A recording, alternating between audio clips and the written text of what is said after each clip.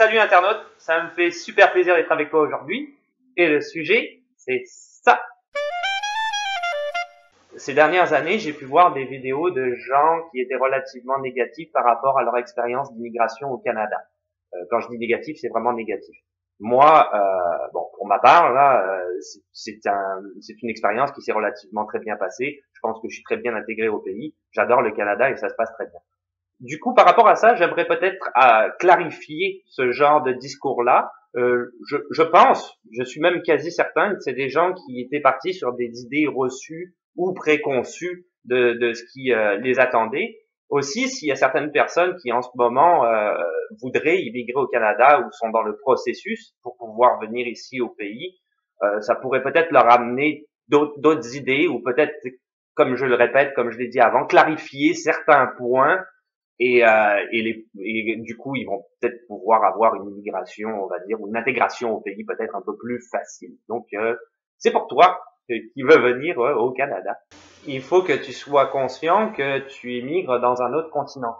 C'est sûr que dit comme ça paraît évident, mais a priori, ça l'est pas pour tout le monde. Il y en a beaucoup qui pensent qu'ils vont venir au Québec et que ça va être une version améliorée ou moins bonne que la France, peu importe. Non, c'est un autre continent. Ce sont d'autres habitudes. Il y a beaucoup de gens aussi qui vont venir ici avec leur diplôme et qui vont être déçus parce que leurs diplômes qu'ils ont eu dans leur pays respectif ne sont pas reconnus. Alors, il faut savoir que le Québec, quand même, te facilite les choses. Il y a ce qu'on appelle l'équivalence des diplômes. Peut-être que l'équivalence des diplômes par laquelle tu vas passer ne reconnaîtra pas ton diplôme en tant que tel. Hein. Ils vont te donner un certain niveau. Mais ça va te permettre quand même de suivre une formation pour aller chercher le même type de diplôme que tu avais dans ton pays. C'est quand même très positif. Pour l'équivalence des diplômes, il y en a certains qui vont venir, qui vont suivre donc ce processus-là, avoir une équivalence et continuer leur formation universitaire afin d'obtenir le même type de diplôme qu'ils avaient dans leur pays. Et pour autant, ils trouveront pas d'emploi à la suite de ça. Prenons, je sais pas, l'exemple de kinésithérapeute. Le gars, il va faire ça, il trouve pas de job. Alors, ils vont avoir la facilité de dire comme excuse que c'est parce que je suis immigrant, peu importe mon pays, et du coup, on me donne pas la possibilité de trouver un emploi. C'est pas nécessairement vrai. Il faut t'informer par rapport au type d'études ou au type de profession dans lequel tu veux aller. Il y en a quand même beaucoup ici, comme partout ailleurs dans le monde, qui sont contingentés, bouchés. Donc, c'est certain que kinésithérapeute, par exemple, c'est un très bon exemple, kinésithérapeute, c'est bouché. Tu fais tes études, tu veux absolument être kinésithérapeute comme tu étais dans ton pays. À la fin de tes études, il y a de très grandes chances que tu ne trouves pas d'emploi, que tu sois québécois ou pas, ça n'a rien à voir. C'est bouché.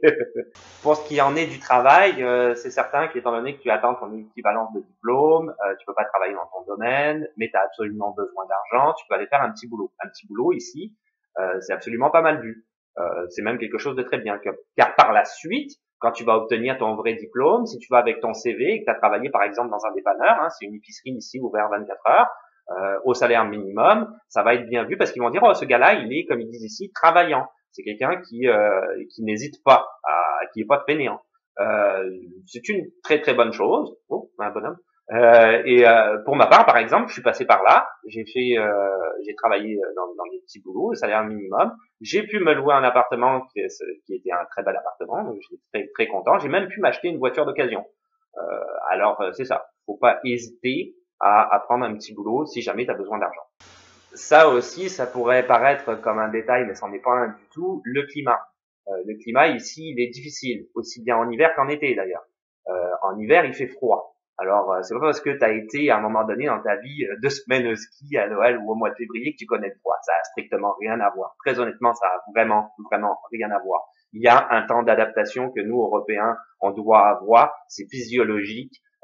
Les premiers temps, il fait tellement froid. Moi, ça m'a pris à peu près une année. Grosso modo, ça m'a pris une année. C'est-à-dire que tu brûles tellement d'énergie à combattre contre le froid que t'es tout le temps fatigué. C'est comme ça. Le froid, pour te donner une idée, il y a 2 ans, on a eu des températures à -30 pendant quasiment 2 mois d'affilée. Et avec le facteur humidité, parce qu'ici il y a le facteur humidité qui est pris en compte, les températures descendent jusqu'à -40, c'est-à-dire qu'il fait aussi froid que dans ton congélateur. Quand tu sors, tes narines collent. Quand tu sors, tes sourcils cristallisent. Si tu as une voiture, ça arrive relativement souvent qu'elle ne démarre pas. Si tu utilises les transports en commun, des fois, tu rates ton bus parce que lui non plus, il n'a pas démarré. Il y a aussi de grandes précipitations. Il neige beaucoup, donc quand tu conduis, c'est pas nécessairement évident. Il faut pouvoir conduire dans la poudreuse. Ça, il y a beaucoup de critiques de la part que j'ai vues de la part de certains immigrants ici qui disaient qu'ils tenaient pas par rapport à l'hiver. C'est quelque chose que je conçois. C'est clair que l'hiver est très très difficile ici, mais il faut en être conscient, je pense, avant de venir ici. C'est dur, c'est pas facile. Il y en a qui aiment ça même, hein, mais c'est très difficile l'hiver ici. L'été, c'est pas mieux. C'est sûr que l'été, il y a énormément d'activités qu'on peut faire, c'est relativement tranquille, mais il faut avoir en tête que la plupart des gens ici disposent d'un système de climatisation. Pourquoi? Parce que il fait relativement chaud. Comme l'hiver, la température est excessive et en plus, comme l'hiver, il y a le facteur humidité. Donc à l'extérieur, quand il va faire 35 degrés, il va faire bien au-delà de 35 degrés. C'est pas respirable, c'est très très chaud, c'est très lourd. Mais c'est vivable. Je veux dire, comme je le répète, on fait plein d'activités et on a beaucoup beaucoup de plaisir aussi. Faut aussi que tu sois conscient, que tu sois belge, français ou suisse, d'ailleurs ça n'a aucune importance, que ici c'est toi qui as un accent. Les Québécois, ils vivent au Québec, ils parlent tous de la même manière. Donc ils aiment pas nécessairement se faire reprendre tout le temps sur le fait que c'est eux qui ont un accent. Ils n'ont pas d'accent ici, ils parlent tous pareil. Il faut que tu saches que eux, ils font des efforts. Ça peut paraître un petit peu comme ça dérisoire là, de penser ça, mais oui, ils font un effort. Quand ils vont en France, ils vont articuler, ils vont prononcer différemment, même s'ils conservent leur accent. Comme moi, je conserve mon accent ici, il n'y a pas de problème avec ça. Mais se faire reprendre dans ton propre pays, je ne sais pas si c'est une très bonne idée.